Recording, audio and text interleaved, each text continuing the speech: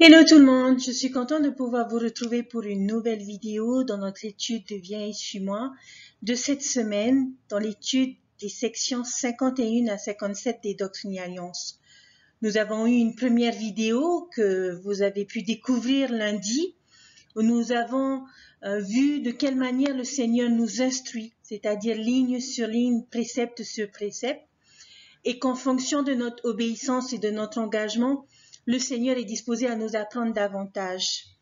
Aujourd'hui, dans notre étude d'aujourd'hui, nous allons voir ce qu'est un intendant fidèle, juste et sage.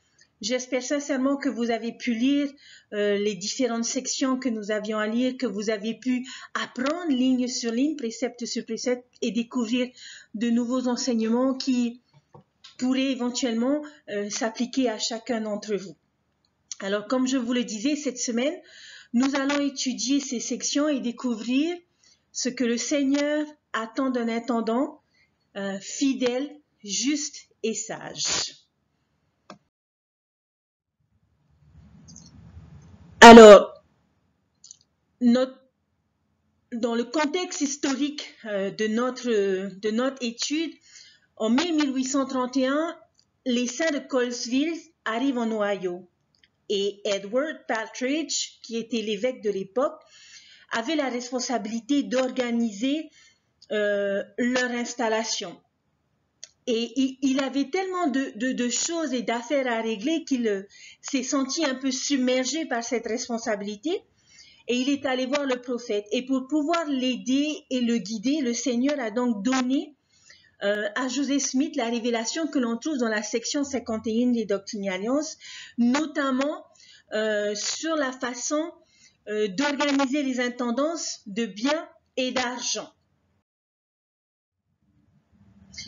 Nous avons vu la semaine dernière, la dernière vidéo, plutôt, excusez-moi, les Doctrines et Alliances, section 51, des versets 16 à 17, un verset où le Seigneur leur avait fait savoir que leur installation ne serait que pour un peu de temps, mais qu'ils allaient devoir tout construire, tout organiser, et le Seigneur leur dit d'agir comme s'ils allaient être là pour des années en tout cas.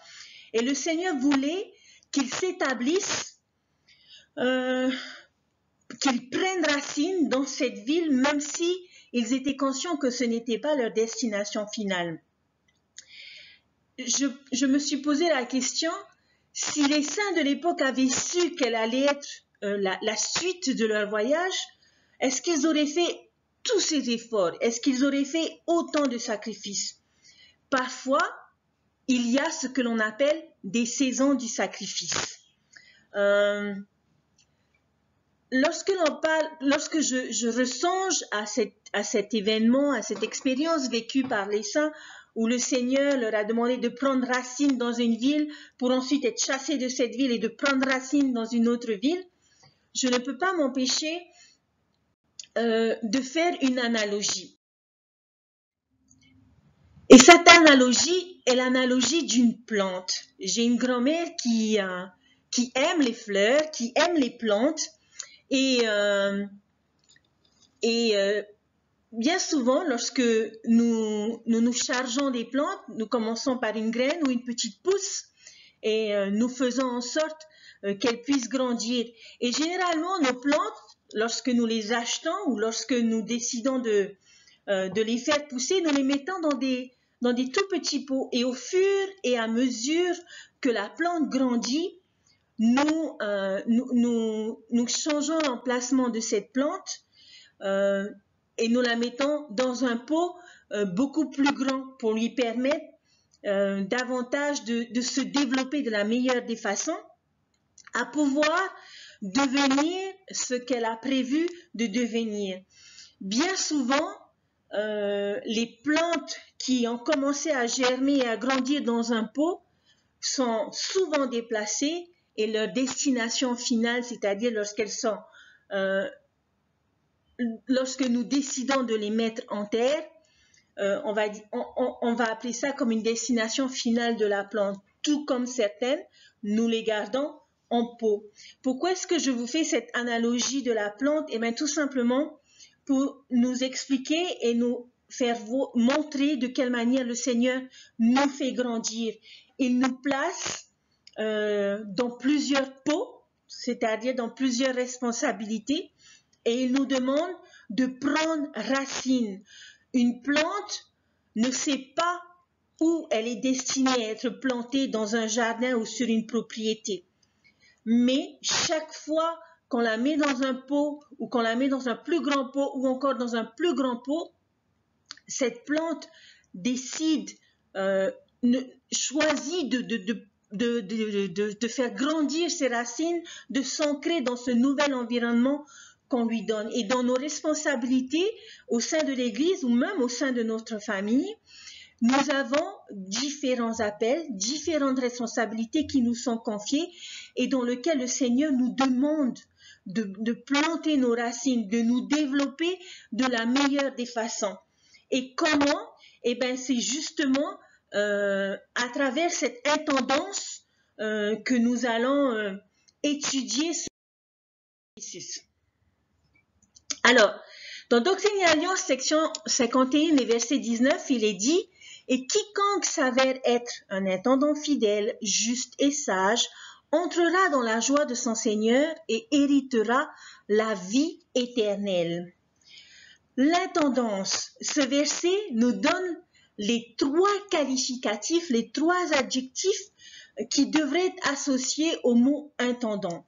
Ces trois mots sont fidèle, juste et sage. Qu'est-ce que l'intendance? Un intendant, c'est quelqu'un qui veille sur les affaires ou sur les biens d'une autre personne. Ce sur quoi elle veille s'appelle l'intendance. Tout ici-bas, nous le savons, appartient à notre Père Céleste et nous ne sommes que des instruments entre ses mains. Nous sommes responsables devant le Seigneur, mais nous pouvons faire rapport de notre intendance aux représentants de Dieu.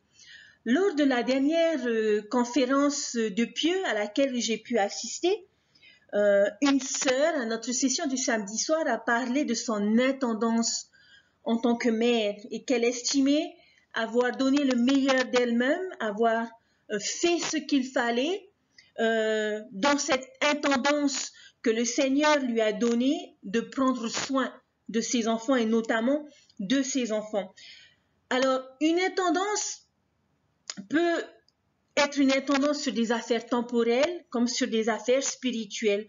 Nous avons la responsabilité d'en prendre soin, de les faire croître jusqu'au moment où nous serons face à face avec Dieu et où nous rendrons compte de ces responsabilités, de ces intendances que le Seigneur nous a confiées.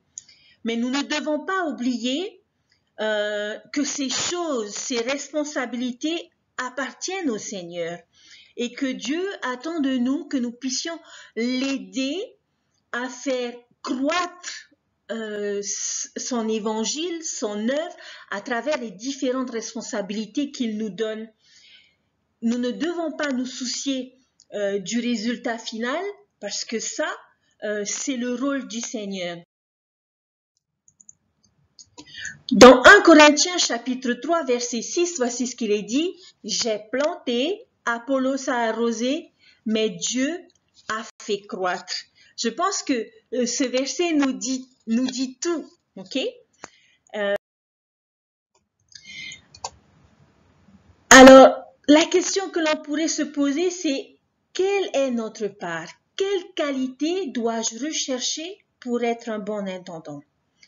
Il y a trois adjectifs que nous avons vus dans le verset 19 qui étaient fidèle, juste et sage.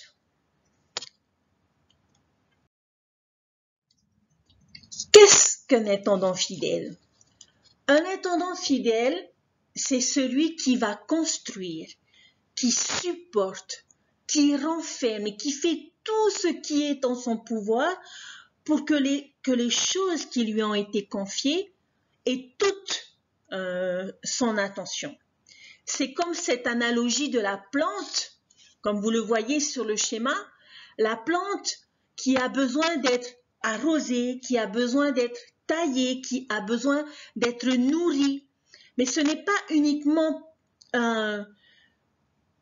cela qui va faire grandir cette plante. Nous savons tous qu'une plante, pour qu'elle puisse donner des fleurs et des fruits, c'est le Seigneur lui-même qui fait croître ces choses, qui fait croître ces plantes. Ces plantes finissent par produire des fruits et des fleurs grâce au toucher du Seigneur. Donc, nous devons, chaque chose dont nous avons l'intendance, nous devons nous appliquer dans la manière dont nous prenons soin de ces choses en tant qu'intendant du Seigneur, que ce soit une responsabilité temporelle ou que ce soit une responsabilité spirituelle. Nous devons prendre soin de ces choses, mais nous devons nous tourner et remettre toutes ces choses entre les mains du Seigneur, remettre entre ses mains nos demandes, nos choix, nos décisions, nos responsabilités, après avoir fait bien sûr notre part, et laisser le Seigneur faire croître ces choses pour devenir ce qu'il a prévu qu'elles deviennent. Donc, être un intendant fidèle, c'est celui qui va être consciencieux dans les tâches, les responsabilités, les intendances que le Seigneur va lui donner. Un intendant juste. Qu'est-ce qu'un intendant juste? Un intendant juste, c'est celui qui sera en bonne relation avec le Seigneur et qui va comprendre la responsabilité que le Seigneur lui a confiée et qui va consacrer cette responsabilité, c'est-à-dire qu'il va considérer cette responsabilité comme quelque chose de sacré. Un intendant juste est un intendant qui va avoir confiance dans le Seigneur, qui va croire que le Seigneur a confiance en nous et qui s'efforce de toujours rester proche du Seigneur de manière à pouvoir faire les choses à sa façon, à sa manière et non comme bon nous semble.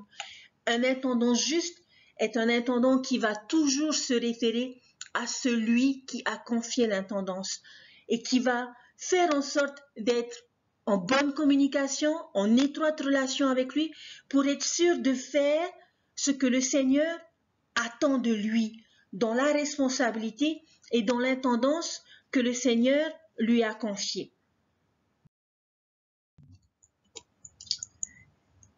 Qu'est-ce qu'un intendant sage? Un intendant sage est celui qui sera attentionné, qui sera prévenant, qui accordera toute son attention, tous ses dons dans les affaires que le Seigneur lui a données, parce que le Seigneur lui a fait confiance.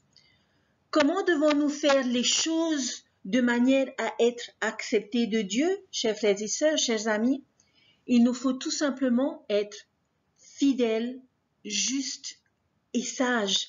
C'est-à-dire que Dieu nous demande d'être fidèles, d'être engagés dans ce que nous faisons, de prendre soin et il nous demande d'être sages, de consacrer, de considérer ces responsabilités qu'il nous donne comme quelque chose de sacré et il nous demande d'être attentionnés, d'apporter tout l'amour,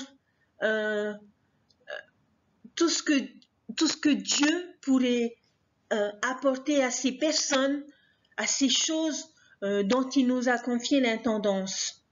Le Seigneur ne veut pas que nous nous focalisions sur le résultat, parce que c'est son travail.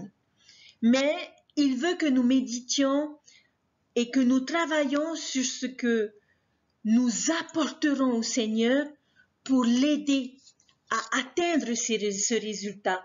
Il veut que nous soyons attentionnés à son œuvre, que nous lui donnions l'importance qui lui est due et que nous soyons fidèles. En tant qu'intendant, nous avons souvent le sentiment de ne pas être à la hauteur de ce que le Seigneur nous confie, de l'appel ou des responsabilités qu'il nous donne. Mais nous devons apprendre, chers frères et sœurs, à faire confiance au Seigneur, à être des intendants fidèles, en donnant tout ce que nous pouvons et en remettant ces choses entre les mains du Seigneur, qui fera croître son œuvre, parce que c'est son œuvre, c'est sa plante, c'est son travail. Et nous ne sommes que des instruments entre ses mains. Alors puissions-nous être de bons intendants, puissions-nous être fidèles, justes et sages, et faire ce que le Seigneur attend de nous. Beaucoup de personnes dans ces sections ont été assignées par le Seigneur. Dans la section 52 des Doctrines et Alliances, on découvre que 13 équipes d'anciens ont été appelées à prêcher l'Évangile sur le chemin en allant à Missouri. Dans la section 53, on découvre que Sidney Gilbert va être appelé à aider l'évêque dans la gestion et l'installation des saints. Cet exemple mérite que l'on s'arrête un petit moment parce que j'ai beaucoup aimé l'histoire de ce frère qui a vraiment montré qu'il était un intendant fidèle, juste et sage. Sidney Gilbert était un frère qui était le seul à n'avoir pas eu d'appel. Il a participé à la réunion où plusieurs de ses amis anciens ont été appelés à prêcher l'Évangile et lui n'a pas eu d'appel, n'a pas eu d'assignation. Alors qu'est-ce qu'il a fait? Il est allé voir le prophète, il lui a dit, Président, et moi, mes frères ont été appelés à prêcher l'Évangile, et moi, qu'est-ce que je dois faire? Qu'est-ce que je peux faire pour aider? Et pour avoir interrogé le prophète, il a eu sa propre révélation qui est la section 53 des Doctrines et Alliances, où le Seigneur va lui faire part de son appel, de son intendance que le Seigneur voudrait lui confier, et notamment qui était celui d'aider l'évêque. Et nous découvrons également dans la section 57 des Doctrines et Alliances qu'il a eu une deuxième responsabilité où le Seigneur lui a demandé de s'installer à Missouri et d'ouvrir un magasin qui va s'avérer être une bénédiction pour beaucoup de saints. Alors, quelles leçons pouvons-nous apprendre de cet exemple? Eh bien, c'est nous poser la question, comment puis-je aider? Et c'est ce que nous devrions, chers frères et sœurs, constamment nous demander. Combien d'entre nous, honnêtement, chers frères et sœurs, allons voir notre bishop parce que nous n'avons pas d'appel et lui dire, ok bishop, j'ai pas d'appel, qu'est-ce que je peux faire? En quoi puis-je être utile pour la paroisse? Qu'est-ce que je peux faire pour t'aider? Il arrive également que lorsque nos dirigeants nous présentent des projets, nous présentent des plans d'action, nous avons souvent cette tendance à étudier le plan d'action, à étudier la décision prise par un dirigeant et à trouver les aspects négatifs peut-être de ces plans d'action. Bien sûr que nous avons le droit de partager ces choses, mais si nous acceptons ces plans d'action et ces décisions qui ont été prises par nos dirigeants avec la question en tête, comment puis-je aider? Je pense que nos réunions et nos plans d'action seraient beaucoup plus forts, auront un impact beaucoup plus important parce que cela va montrer l'engagement de chacun. Et c'est ce que nous devrions faire, chers frères et sœurs. Ok, président, ok, bishop, tu as eu ta vision, voilà ce que tu voudrais mettre en place. Comment puis-je aider? Qu'est-ce que je peux faire, chers dirigeants, pour parfaire ton plan d'action? Parce qu'en fait, chers frères et sœurs, ces décisions et ces plans d'action n'appartiennent pas à l'homme, n'appartiennent pas à notre évêque, à notre président de pieux ou à notre président de société de secours ou à notre président des anciens, qui, je suis persuadée, ont eu les révélations nécessaires pour pouvoir répondre à un besoin temporel ou un besoin spirituel de nos membres. Alors, peut-être devrions-nous, dans ce qui est proposé, plus nous engager à poser la question comment est-ce que je peux aider? Qu'est-ce que je peux faire pour améliorer cette intendance? Quelle est ma participation dans cette intendance? Et je suis persuadée, chers frères et sœurs, que si nous voyons les choses de cette façon, nos paroisses seraient bien mieux. Nous avons la nature humaine en nous-mêmes qui constamment nous pousse à voir les défauts, à voir les inconvénients, à voir des réactions quelconques par rapport à des choses que nous voulons mettre en place.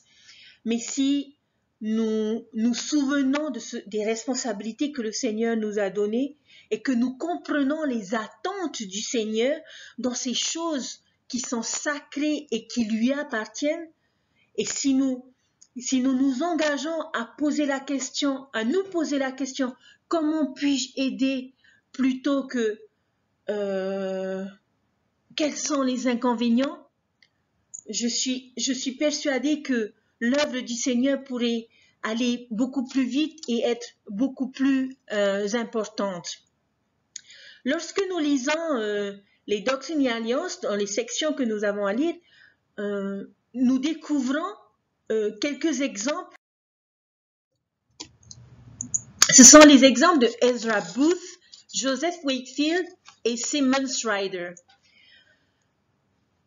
Pour l'un d'entre eux, Ezra Booth avait été appelé à prêcher l'évangile et donc à se rendre au Missouri. Mais pour cela, il devait marcher.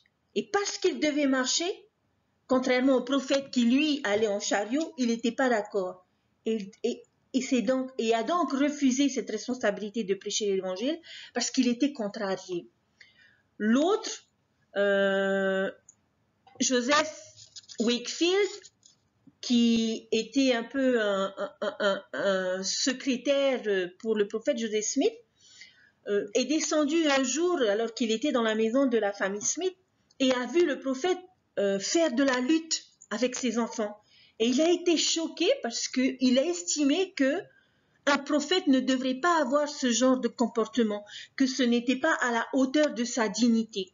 Et pour cette raison, parce qu'il a été contrarié, parce qu'il l'avait vu et qu'il estimait que s'il était vraiment un prophète, il ne s'abaisserait pas à s'amuser avec ses enfants, il s'est éloigné de l'église. Et le dernier, Simmons Ryder, avait été appelé à prêcher l'évangile et lorsqu'il a reçu son appel, son prénom avait été mal orthographié. Et il avait dit que si cet appel avait été fait par l'Esprit de Dieu, son nom aurait été bien écrit. Donc, comme vous pouvez voir dans chacun de ces exemples, chers frères et sœurs, dans notre responsabilité et dans notre intendance, il nous arrive parfois, comme ces personnes, d'être contrariés ou de ne pas être satisfaits ou de ne pas avoir le bon cœur. Nous devons nous repentir et nous devons changer d'attitude. Pourquoi? Nous allons voir pourquoi est-ce qu'il est important que nous changions d'attitude. Et j'aimerais vous inviter à vous tourner quelques versets qui se trouvent dans les Doctrines et Alliances et notamment dans la section 56. Le premier verset est le verset 2 qui dit ceci. « Celui qui ne prend pas sa croix, ne me suit pas et ne garde pas mes commandements, ne sera pas sauvé. » Toujours dans la même section, au verset 3, « Voici moi le Seigneur, je commande. Celui qui n'obéit pas sera retranché lorsque je le jugerai bon, lorsque j'aurai commandé et que le commandement aura été enfreint. » Dans le verset 14, « Voici ainsi dit le Seigneur à mon peuple, vous avez beaucoup à faire, beaucoup de choses dont vous devez vous repentir, car voici vos péchés sont montés jusqu'à moi et ne sont pas pardonnés, parce que vous cherchez à faire comme bon vous semble. » Et enfin, le dernier verset, le verset 15, « Et votre cœur n'est pas satisfait. Vous n'obéissez pas à la vérité, mais vous vous plaisez dans l'injustice. » Pourquoi est-ce que parfois nous pouvons agir comme Ezra Booth, Joseph Wakefield et Simmons Ryder? C'est parce que notre cœur n'est pas satisfait de ce que le Seigneur nous donne. Nous ne pouvons pas savoir à l'avance comment est-ce que le Seigneur a prévu les choses. Mais nous devons être des intendants fidèles, justes et sages, et laisser Dieu faire croître nos actions, nos décisions, qui bien sûr doivent être prises sous l'influence de l'Esprit, parce que c'est son œuvre.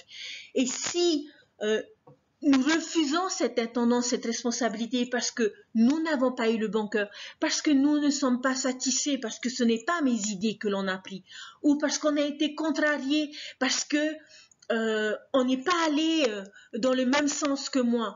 Chers frères et sœurs, changeons notre cœur. Il ne s'agit pas de notre œuvre, mais il s'agit de l'œuvre du Seigneur. Et les choses ne doivent pas être faites comme bon nous semble, mais comme le Seigneur veut que cela se fasse. Tout ce que nous avons à faire, c'est nous demander comment puis-je aider. J'aimerais vous partager 2 citations.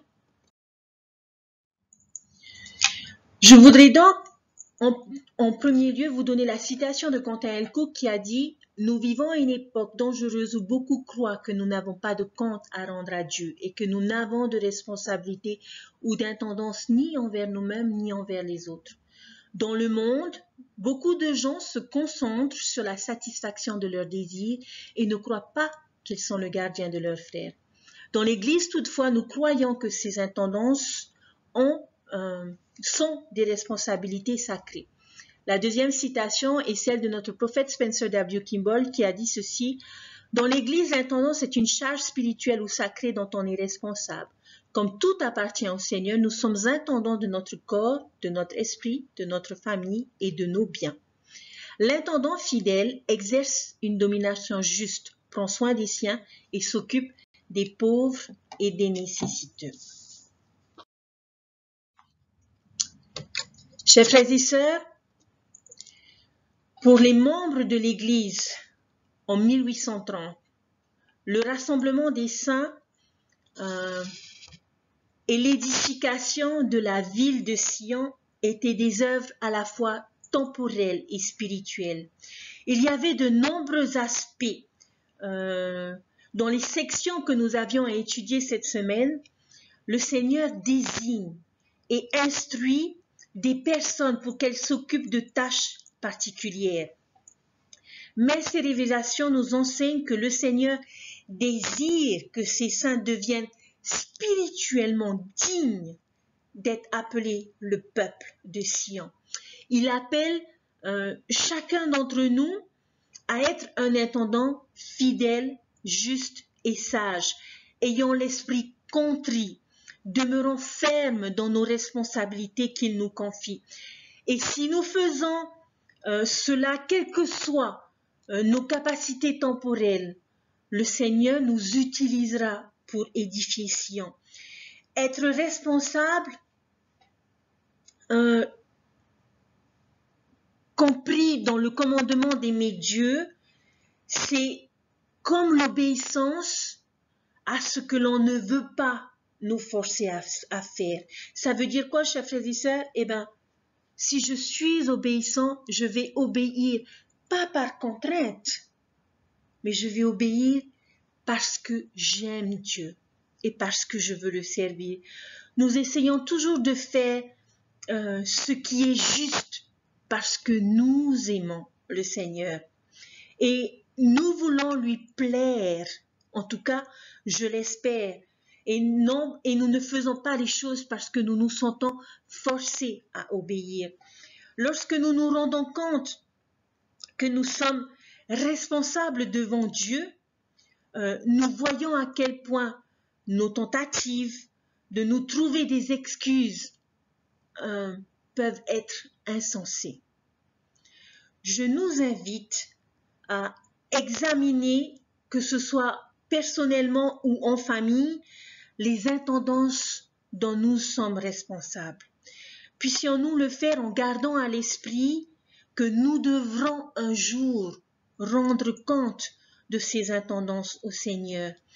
Et et pour que nous adhérions dans cette vie à ce que l'on ne peut pas nous forcer à faire. Donc, chers frères et sœurs, je vous invite à relire ces sections et à voir ces exemples et à vous demander, est-ce que les responsabilités que le Seigneur m'a données, est-ce que je le fais de façon fidèle, juste et sage, ou est-ce que je le fais parce que je suis contraint à le faire?